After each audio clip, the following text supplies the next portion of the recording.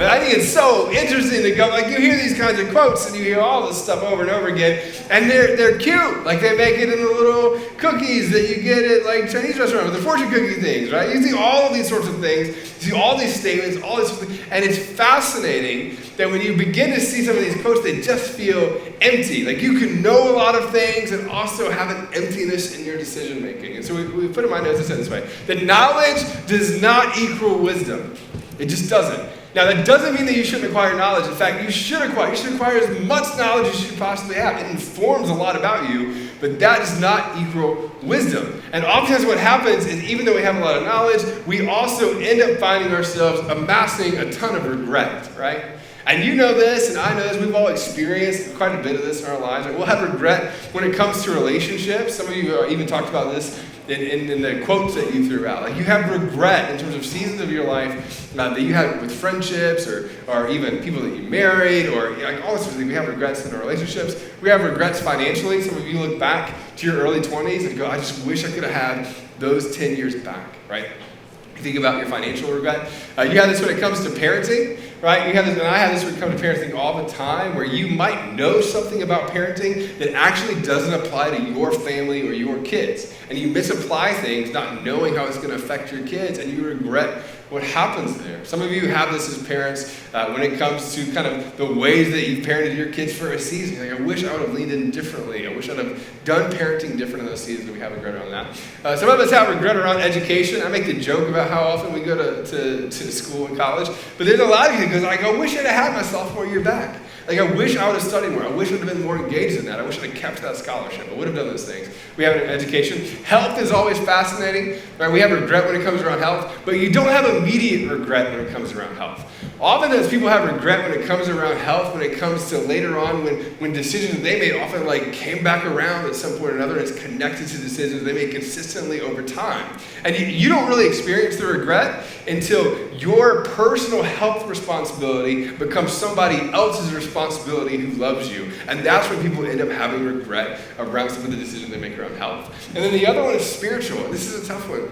But some of you regret the ways that you engage spiritually during different seasons of your life. Some of you have found yourself with a posture of cynicism, not just because of other people, but just because of the ways that you disengage from faith along the way. And so the way that we're going to talk about this today, this is kind of the thing that pushes us through the talk, is that God never intended for you to make decisions that would lead you to personal regret. Now that doesn't mean that God just wants you to be prosperous all the time and everything to be good and just easy. That's not what we're talking about. But God designed the world in a way for it to function the way that it does.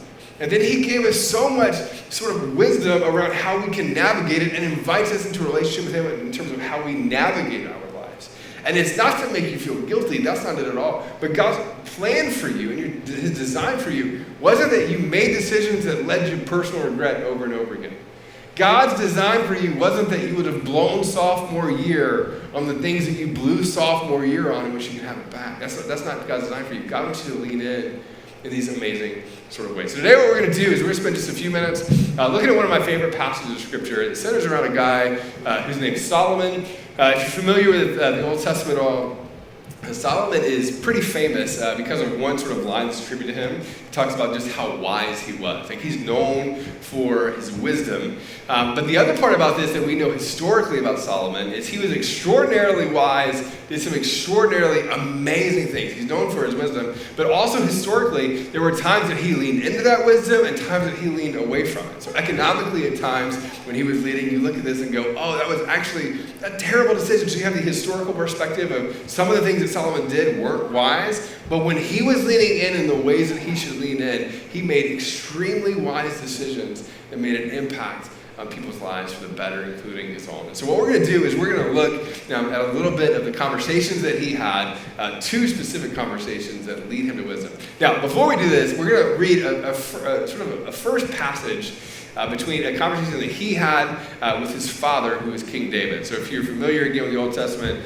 David's more famous for the fact that he was an adolescent who brought out a slingshot and took down a giant, and everybody knows that story growing up. There's that. But what's interesting about all of that is on the other side of that, he becomes king of a group of people, and then he's known as a man after God's own heart. And so what King David does is he eventually comes into power through an extraordinary set of circumstances. He begins to lead out, and he does some extremely terrible things.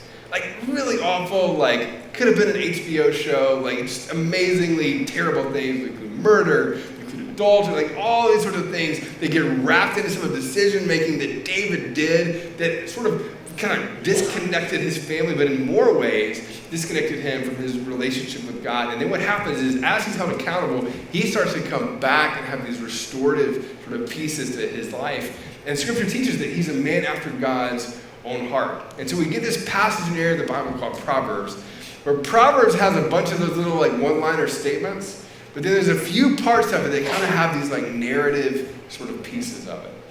And what happened in Proverbs chapter 4 is you have this like conversation between father and son. Now, some of you grew up and you're really close to your dad, and so what we're about to read, you can like picture yourself doing it. Some of you grew up and you had a terrible relationship with your dad, and so it's hard for you to picture. And some of you are like me, where you grew up and you didn't know your dad, like you just didn't have a relationship with him. And so for a minute, here's what I'm going to ask everybody to do. I'm going to take us all back to the mid-90s, right? How many people have ever seen Full House? Do we have any Full House fan? Bob Saget. Love my Bob Saget. Okay, so let's just pretend for a second that Bob Saget's your dad from Full House. Everybody has a great relationship with Bob Saget, right? So whatever your relationship with your dad is, everybody can, just for a second. Anybody not seen Full House? Let's just go ahead and do that. Oh, I feel old. I feel so old. But we got the Kanye questions right. Okay, so that's good. All right, so here's what we're going to do, just for a minute.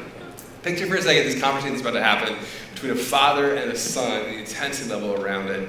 And then this is really essentially Solomon and David talking as we kind of have this glimpse into that. So Proverbs chapter 4, here's what it says. It says, "Listen, my sons, to a father's instructions, and pay attention," and he says this, "gain understanding." So you have this moment between father and son. They're sitting, you can imagine, they're sitting around whatever their table is, it's a rock, and it's dad who loves his kids, and he's leaning into this, and he says this. He says, "I want you to get wisdom, like acquire wisdom, get understanding, and do not forget my words or turn away from them." Now, when I read this with a sense of urgency and passion, where he's kind of like leaning across the table, looking at his sons and going, "Look, I want you to get this thing right. Of all the other things and all the other things I've taught you, like don't forget this." Now, if you're a dad and you have kids, you know that you end up having this conversation over and over and over again. Like I sat down with Henry the other day to impart wisdom, and I'm about 20 minutes into my spiel, and he just looks at me and says, "Can I go to the bathroom now?" And that was the extent of it, right? Like that was it. Like we're gonna rehab this conversation, I guess, at some point. And so you kind of feel this as a dad. Now, I don't know how often he had it, but I just imagine there's an intensity, like leaning in, going, "Hey, don't forget this thing." And then he says, "Do not forsake wisdom." And then he personifies wisdom, which is very fascinating. He personifies it. He says, "She will protect you, love her, and she will watch over you." Which is like a feminine presence to this thing that is almost like the lifeblood of decision making. It's almost like, notice this, the feminine presence of wisdom is almost like an invitation into protection and guidance, almost like a mother would. And you see this very interesting correlation throughout the Old Testament where wisdom is also personified as like a she, like bringing you in to this protective nature. And then he goes in, he's like, to talk about wisdom, the starting place for all this, or the beginning of wisdom is this. Get wisdom, though it costs you all you have, and get understanding. And then you get the relational component, like this interaction between the person and wisdom. Cherish her, and she will exalt you. Embrace her, and she will honor you. Now, I just want to, for a second, just imagine you're sitting across the table from your dad, who just happens to be king, and he's looking at all of these boys, or how many boys, and he's leaning, it's like, you should protect and exalt, and like, you should cherish wisdom. And then she will exalt you. She will move you through your life in really the ways that you want to be. This is one of those moments where it seems like, as we kind of progress, we're going to read through a different section, where it just stuck with Solomon. That eventually there would be one day where he's leading, and one day where he's overseeing lots of things, and one day where he's going to both need wisdom, both personally and corporately for a group of people. And David's words seem to like stick with him. Because what happens is eventually Solomon will become king, and as he's finding out that he's going to become king, he has this conversation with God where it centers around his own inadequacy of understanding. And what comes next is really a bunch of interesting sort of language pulls from this type of thing, where you begin to see that it's not just like this conversation that happens with the Father and His Son, but this moves its way into the heart and the mind and soul of this leader who would eventually lead this nation. And so in 1 Kings chapter 3, we have this moment where eventually Solomon's going to come into power. He's going to be leading this group of people, and here's what it says. It says, at Gibeon, the Lord appeared to Solomon during the night in a dream, and so he's dreaming this, and God says this, ask whatever you want me to give you. So fascinating. I love this. Like, can you imagine just like just saying, hey, if there's anything you want, here you go. Like, ask whatever you want. I immediately go to like Genie in a bottle with Aladdin. You know, like, what would my 3 wishes be? You know, I don't know. Tesla. I don't know. Like, I don't know. Like, I'm just like, what would my dreams be? I don't know. And he immediately leans into this. Now imagine yourself just for a second, as odd as it is, to be in a scenario where the one all-powerful being is looking at you saying, I will give you what it is that you ask for. What would you have asked for? Some of us would have asked to alleviate pain in our lives or suffering. Some of us would have asked for things. Some of us would have asked for more of something, whether it be tangible or intangible. But what he's going to ask for is actually going to shape the course of his life, and it pulls back again from this conversation with his father. So it goes on and it says this.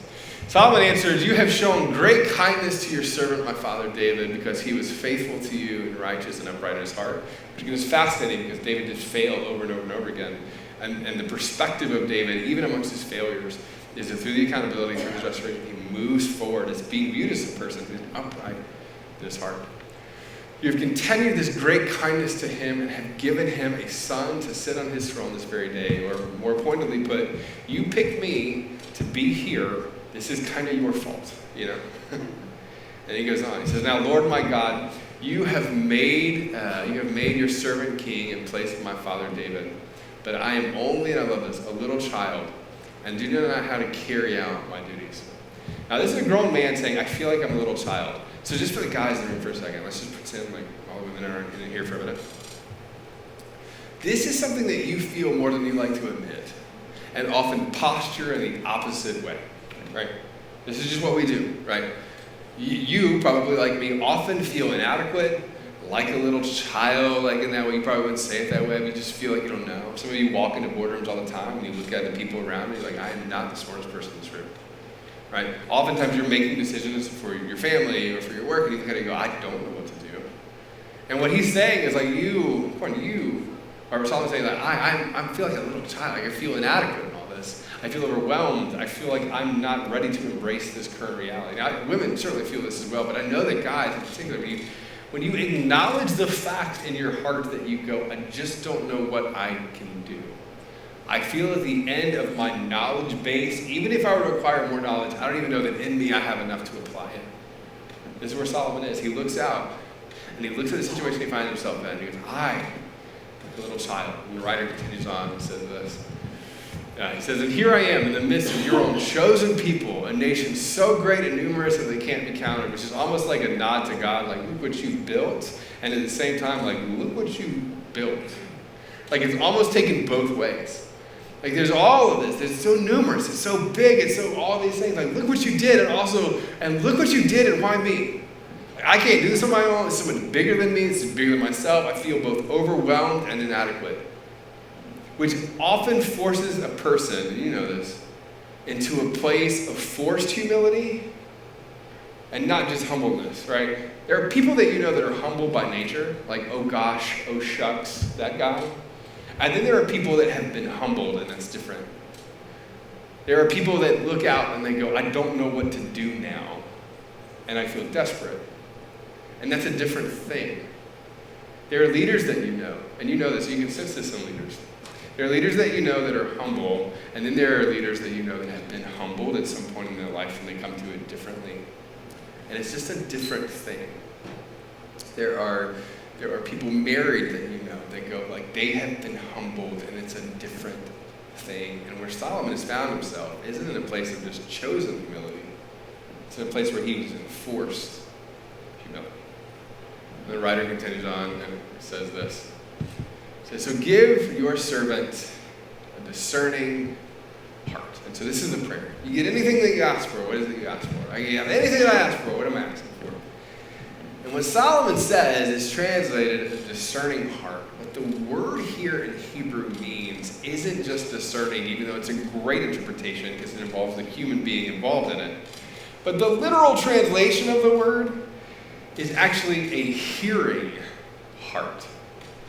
Which discerning matters. So hear me. Discerning is a great translation of this text because what it does is it says you both have to hear and you have to do something, which is important. But I want to back it up before you're doing something. Before you're applying, before you ever even get to that place, the step before the application is the ability and capacity to hear. And the writer here in the Hebrew text is acknowledging that part of it.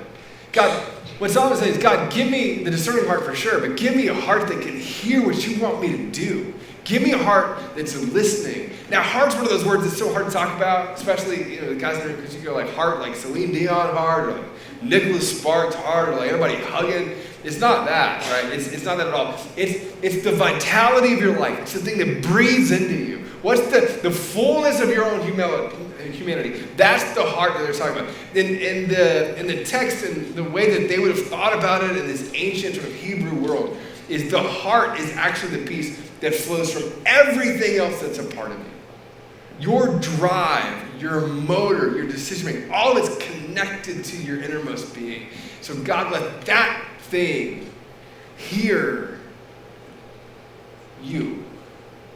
And it's not a throwing out of knowledge, but it's an embracing of the continual, remember this, the continual posture of a heart that says, God, I want to hear you. And he goes on, here's what the rest of what Solomon says. He says this way, so give your servant a discerning heart to govern your people and to distinguish between right and wrong. Which again, you can pass over this, but what he's saying is to cut through the noise, to cut through the judgments, to cut through all of the things that should or should not be and see what is right and wrong, not in his own eyes, but in God's. And then what happens next is a question, and I love this. It's one of those questions that finds itself nestled in the text that I, most of the time, would just kind of breeze over, wouldn't really read it fully. But the question says so much about him and his relationship to God. The question is simple, but it says this. It says, for who is able to govern this great people of yours? So all of this stuff that you did, all this stuff that you built, this entire nation, all this stuff. So God, who is even able to do this? And the underlying answer to this, again, I don't have to convince you of this, is nobody. No one is able in their own strength to do that. Nobody has enough of the wisdom to do that. Nobody can do that. Apart from what Solomon is most deeply asking for. He looks out and he says, God, you built this. You made this thing, and I am standing here like a little child going, for who can lead all of this? And the answer to the question is a person who has a hearing heart that comes from God. And what the response here is from God is so fascinating. It says, the Lord was simply pleased what Solomon had asked for, which was this wisdom. I put it in my notes, and again, it seems overly simple, but again, this is both overly simple and complex because you're human. It says, wisdom is not birthed in the knowledge only, but a posture of listening and a posture of humility. Listening to God saying, God, what is it that you want? Humility, genuine humility, that acknowledges the limits of your own understanding and what you're capable of. And when Solomon prays this prayer and asks God for this, that's exactly what God does. Right? Here's what the rest of the text says. So God says to him, since you have asked for this, and not for long life or wealth for yourself, nor have asked for the death of your enemies, but you have asked for the discernment and administering justice, of seeing the most complex things of your life, and seeing those things and leading into it. And God says this, I will do what you have asked. I will give you a wise and discerning or hearing heart, so that there will never have been anyone like you, nor will there ever be.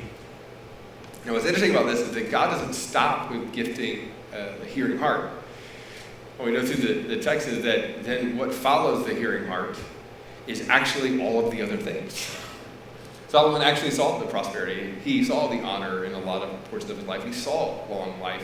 He lives in the world through a hearing heart that enables him to see and experience the world and the power of those things. Now, everybody leave me for a second. Here's what I know, and this is what I know about me, and I imagine it's true about you, right? We live in a world, and specifically in an area of our city, and specifically even more than that, in a country where this is just a hard thing to understand because we are taught from a young age to be very self-reliant and independent. Like, I'd say this all the time, I want my kids to be independent one day, right? And what I'm really saying is that I want them to be 46 and playing video games in my basement without a job. That's what I really mean, you know what I mean? Like, there's no shame in that, but I was like, that's independent, meaning bye. You know what I mean? Like a little bit of that, you know? But there's another part about this where you were trained on this from the time that you were a kid, to be independent, and we celebrate it. And it is to be celebrated. There's a piece of that is true. Like, that's not the end goal for you. But there's also a part of us that has a hubris nature, that you are comfortable enough in and of yourself to make good enough decisions for you to live a decent life. You're smart enough financially to make sure that you're covered for it. Like, you're smart enough to live in some of the relational stuff that you live in. Like, it's not that you don't know things. Even if you don't apply it, you know things. And most of us are comfortable enough, and come on, just be really honest, to not feel dependent on a daily basis for anything other than ourselves. And you know what? You can live a really good life that way. You can. And most of you have proven that in some way or fashion. Like, you live a good life. And it's also not the life that God designed you to live. That you also limit yourself. You also have a lid to the life that you can live. You also have a piece of yourself where you don't experience the fullness of what it is to live a life full of faith. You can have whatever number it is that makes you feel comfortable enough in your bank account and also not be a person who is generous and not feel the fullness of what it means to live in the world with generosity. Right? You can be a good enough human being to your spouse but not know what intimacy is. You can be a good enough leader where you can get things done without actually making a significant difference in the people who follow you. And those are different things. You can be a parent, and I'm going to say this, who develops character in your kids and also miss developing extraordinary human beings. And those are different things. And what the Christian life calls you to isn't a good life. In fact, the New Testament doesn't give a crap about that with you. It just doesn't. It's not concerned with it. The disciples all were martyred. Well, most of them. They were martyred. Like, the end of the day, we follow a Savior who died on a cross. It's self-sacrificial love. Like, there's all these sorts of things. It's like, what our way of viewing the world isn't that. It's in the fullness and the redemptive work of Jesus and you and through you. Which, should you know things? Yes. If you're gifted to handle finances well, should you be wealthy? Come on. Yes. Why? Not for you only, but to be generous with others. If you've been given the gift of leadership, come on. You can go build an amazing thing and be empty by the end of it because you didn't give your life away. That's a different thing. And so when Solomon goes, God, give me a hearing heart. Give me a heart that hears what you want me to do. He's not talking about your good life. He's talking about a submitted life. And the truth of the matter is, you could come to a church and you could be a part of it and you'd be great. And you could grow in your character for sure. But miss the beyond natural part of following Jesus, who is beyond natural.